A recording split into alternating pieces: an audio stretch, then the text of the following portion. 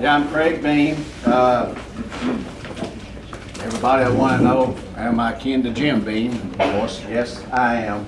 Jim Beam would have been my great uncle. And so I come back from a long history of whiskey making. David and Lloyd called. They wanted to meet me. Well, can you work 15 or 20 hours a week, part-time? Take phone calls, emails, like for you to come down to the distillery as much as you can, work with Terry. And I said, well, yeah, maybe I can be some kind of consulting or something for you. Well, we'd like for you to be our master distiller.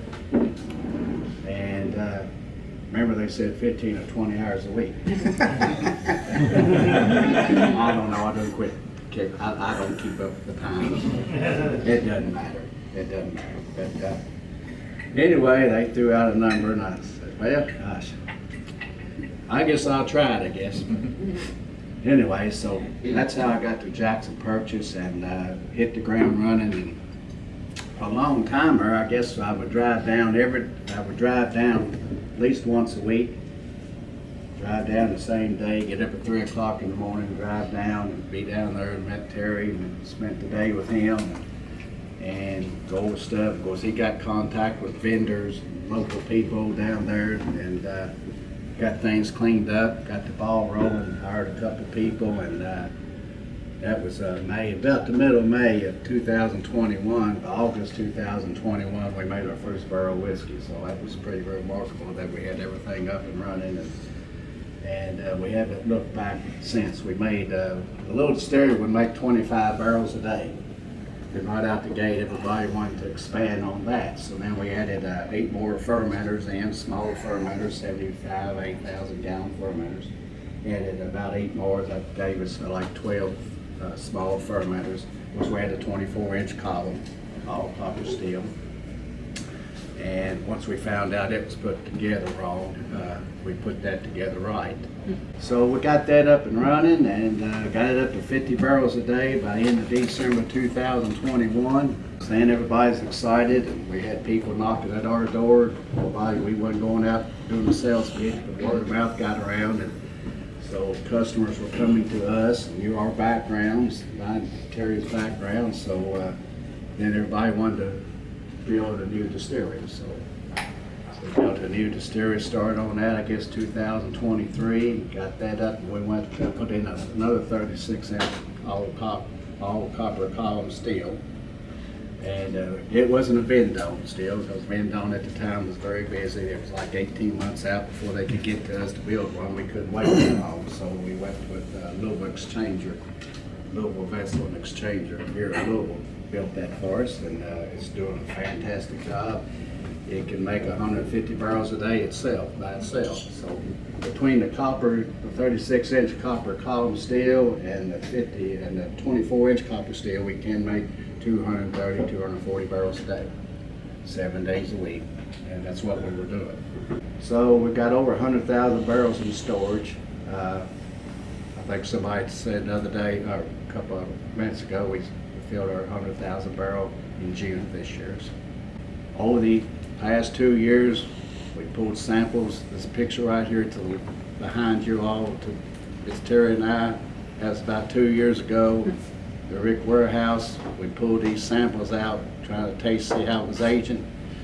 I mean, you can even see through that picture. That's 2 years old stuff in them glasses, how dark it was. We were both very surprised about the color that's picked up down in western Kentucky. And we felt like the weather down there is probably at least 4 to 5 degrees warmer than it is in central Kentucky, in this area.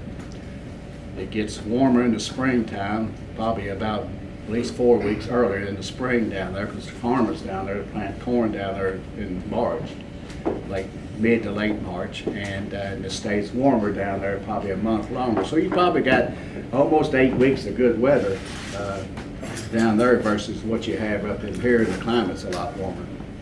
So we felt like that's what made it really age a lot quicker. The 2-year-old is right there. It's almost resembling a 4-year-old. What we got out now is 4 years old, and I'd put that up to any 8 or 10-year-old out there on the market.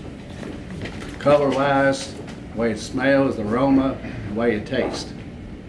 And I'm not afraid of it. I'm excited about it. I think, Terry, you're excited. Anything you want to say about it? I mean, we tried these, we picked these barrels out of the warehouse. We picked about 15 barrels out that we all liked. Terry and I really liked them, so they like our honey barrels. And we did take them about 4 months ago out of the palletized warehouse and put them in the top floors of the Rick warehouse, because we had this in the works.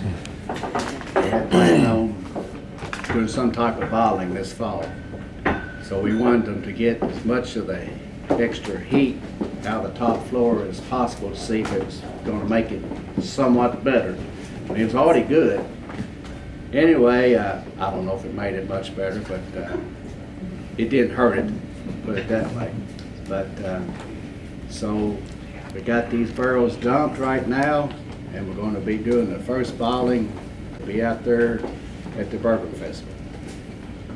This is 4 years old. We blended some of these barrels together to come up with the proof. We didn't even know what the proof was going to be, but we had a panel like 8 or 10 of us trying it, and we all decided we liked it. And then we proofed it. Once we found out the proof, it was 117.8, I believe. And we didn't want to change nothing. That was dead set. That's the way it ended. That's what we all liked. So we didn't want to change it. So it's 117.8 proof. I'd like to try it. Everybody got one? Cheers. Cheers. Cheers.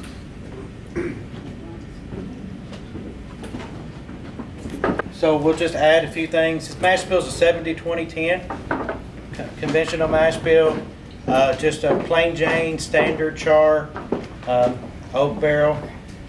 Lloyd wanted me to add that one of the other unique things about the distillery is we run completely off well water. Everything that we do, everything that we use to cook from one end to the other is water that we pull right out of the well. So we are sitting on one of the biggest aquifers in the United States. So the water that we have right there is really high quality water to make bourbon with. Yeah, that was my biggest concern, was the water situation. My grandfather and my father always told me, you can't make good whiskey down in western Kentucky. I was concerned about the water, so Lloyd and David had the water checked. Still was not, I thought, okay, well, let's have it another run. I don't know, what we checked it 2 or 3 times? So we got it right. Yeah. Anyway, it turned out great. What were you checking for? Just how much calcium it had. Kind of get closely, close to the limestone like you got in this central part of Kentucky. And David can refer that to calcium because he was closer to it. Yeah, I was searching about calcium and I found a 1958 geotechnical survey of Kentucky that lists every distillery that existed in 1958. Some of them still are around.